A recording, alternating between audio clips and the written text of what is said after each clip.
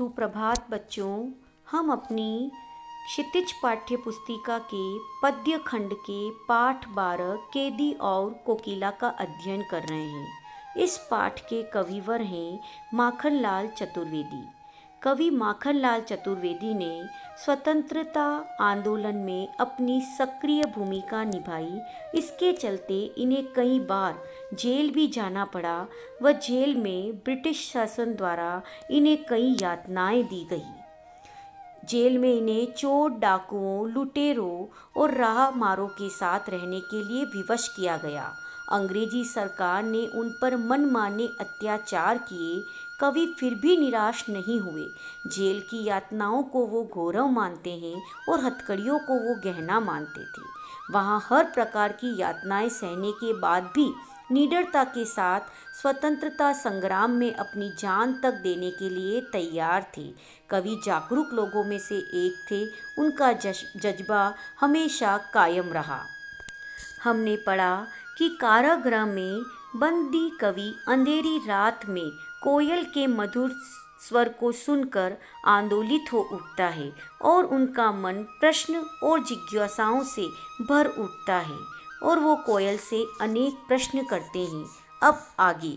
क्यों हूक पड़ी वेदना बोझ वाली सी, कोकिल बोलो तो क्या लूटा मृदुल वैभव की रखवाली सी, कोकिल बोलो तो। कारागार में बंदी कवि ने कोयल की वेदनापूर्ण आवाज़ सुनकर पूछा कि हे कोयल, तुम इस तरह क्यों चीख रही हो? तुम्हारा क्या लुट गया है? तुम इतने दुख भरे स्वरों में क्यों गा रही हो? कुछ तो मुझे बता। मृदुल वैभव की रखवाली सी, कोकिल बोलो तो। यह इसलिए कहा गया है कि बसंत के आगमन पर प्रकृति मनमोहक सौंदर्य से परिपूर्ण हो जाती है। उस प्राकृतिक छटा के बीच डाल डाल पर कूकती कोयल को देखकर लगता है मानो वह इस वैभव की रखवाली कर रही है। फिर उस कोयल की आवाज़ में इतना दुख और वेदना क्यों है? क्यों वह इतने दुख से चीख रही है कि हे कोयल, तुम तो वैभव और ऐश्वर्य की रक्षा करने वाली हो, फिर तुम्हारी स्वर में इतनी वेदना, इतना पीड़ा का भाव क्यों है? क्या हुई बावली अर्धरात्रि को चीखी, कोकिल बोलो तो। किस दावानल की ज्वालाएं हैं दिखी, कोकिल बोलो तो।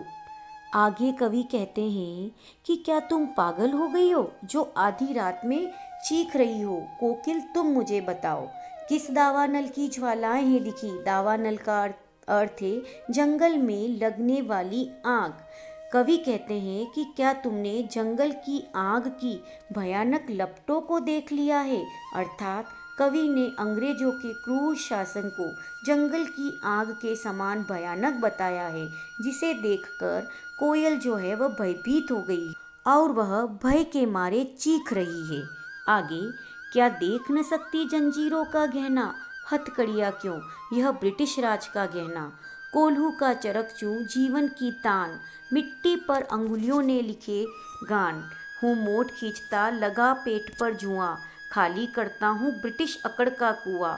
दिन में करुणा क्यों जगे रुलाने वाली, इसलिए रात में गजब ढा रही आली। क्या देख न सकती जंजीरों का गहना, हथकड़ियाँ क्यों यह ब्रिटिश राज का गहना। कवि जेल में अंग्रेजों द्वारा पहनाई गई जंजीरों व हथकड़ियों को गहनों के समान बताते हुए कहता है कि हे कोयल, क्या तुम मेरी इन जंजीरों को नहीं देख सकती? ये जंजीरें तो मेरे लिए आभूषणों के समान है, क्योंकि ये देशभक्तों के गौरव व सौंदर्य को बढ़ाती है। तथा कोल्हू का चरकचू जीवन का तान, गिट्टी पर अंगुलियों ने लिखे गान।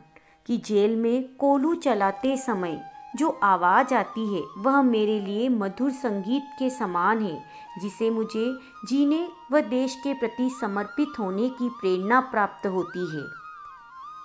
कोल्हू के द्वारा कुएं से बेलों द्वारा पानी निकाला जाता है, परंतु ब्रिटिश शासन में जानवरों से जो कार्य कराए जाते थे वह कार्य देशभक्तों द्वारा करवाकर उन्हें अमानवीय यातनाएं दी जाती थी। उसी का वर्णन माखनलाल चतुर्वेदी ने यहाँ किया है और उन हथकड़ियों को गहनों के समान बताया है तथा गहने जिस प्रकार नारी के सौंदर्य में वृद्धि करते हैं, उसी प्रकार ये हथकड़ियाँ रूपी गहने जो है वह देशभक्तों के सौंदर्य में वृद्धि करते थे। गिट्टी पर अंगुलियों ने लिखे गान, हूँ मोट खींचता लगा पेट पर जुआ, खाली करता हूँ ब्रिटिश अकड़ का कुआं। आगे कवि कहते हैं कि जब हम सभी देशभक्त अपने मजबूत हाथों से गिट्टी अर्थात पत्थर तोड़ते हैं तो ऐसा लगता है कि इन पत्थरों के भांति एक दिन में ब्रिटिश शासन को भी तोड़ दूंगा, अर्थात मैं गिट्टी तोड़ते समय अपने इन हाथों से इन पर देशभक्ति के गाने लिखता चला जाता हूँ मोट खींचता लगा पेट पर जुआ, अर्थात पेट पर रस्सी बांधकर जब मैं कोलू खींचता हूँ तो वह काम भी मैं हंसते हुए कर कर अंग्रेजी सरकार के घमंड को तोड़ता हूँ। दिन में करुणा क्यों जगे रुलाने वाली, इसलिए रात में गजब ढा रही आली। कवि कहते हैं कि हे सखी, अब मुझे, आली अर्थात सखी, ए सखी अब मुझे समझ में आया कि तुम रात में क्यों चीख रही हो। तुम दिन में चीख कर इन सब कामों के प्रति हमारे उत्साह को कम नहीं करना चाहती, इसलिए रात में चीख रही हो। क्योंकि दिन में ये सभी कार्य करने के लिए हमें उत्साह, हिम्मत व साहस की आवश्यकता होती है और दिन में चीख कर तुम हमारे उस साहस व उत्साह को कमज़ोर नहीं करना चाहती, इसलिए हे सखी कोयल तुम रात को चीख रही हो। इस प्रकार कवि कहते हैं कि अंग्रेजों ने देशभक्तों के स्वाभिमान को झुकाने के लिए उन्हें अमानवीय यातनाएं दी। कोल्हू के बैल की जगह उसकी छाती पर जुआ बांध दिया और कोल्हू चलवाया गया। देशभक्तों ने इन यातनाओं को गर्व के साथ सह लिया, जिससे अंग्रेजों का घमंड टूट गया। अब आगे, इस शांत समय में अंधकार को बेध रो रही क्यों हो, कोकिल बोलो तो चुपचाप मधुर विद्रोह बीच, इस भांति बो रही क्यों हो, कोकिल बोल। इस प्रकार कवि ने ब्रिटिश शासन के प्रति आक्रोश व्यक्त करते हुए अपने मन का दुख व असंतोष प्रकट किया है। कवि कोयल को संबोधित करते हुए कहता है, हे कोयल, तुम्हारा रुदन इस घोर अंधकार को बेध रहा है। तुम किस लिए दुखी हो?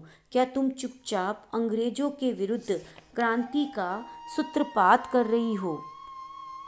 क्या तुम अपनी करुण वाणी से स्वतंत्रता संग्राम का नया अध्याय लिखने जा रही हो?